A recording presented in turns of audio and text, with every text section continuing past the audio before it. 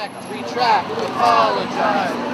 Retract, apologize. Correct, retract, apologize. We're here today because the Tribune published an editorial that came out against our bill, the bill that we've been pushing, which is House Bill 2633, which would establish criteria for who they can send to Tamms and why, would limit the amount of time they can keep someone there to a year, and would say no one with mental illness can be sent there.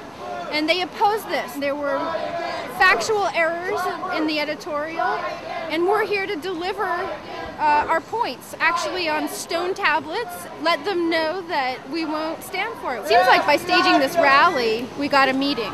We're very honored that they gave us an hour to discuss the editorial that they had previously written. They asked some excellent questions.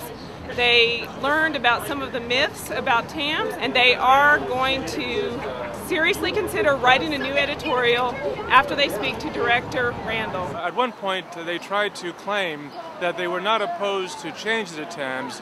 They recognized, they said, that there were serious problems with Tamms, but that the remedies ought to be by administration, by executive order, not by legislation.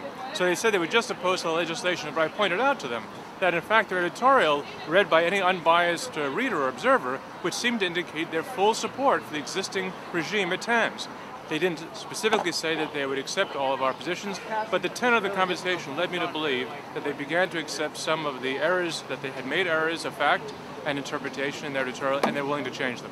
So we're hopeful that they will publish a new editorial indicating their support for reforms at Tamms. They did say they wanted to first meet with Michael Randall, the new head of IDOC, and we accept that. If they don't make the changes, we'll be out here again, letting them know they're making these mistakes, and we'll let the public know. We talked to a couple people involved in this organization, and it was really interesting, really fascinating. We want to now go back, read the editorial, see what was said, and then hopefully get some response from the Tribune as well. We talked to Johnny, an ex-prisoner, a former prisoner.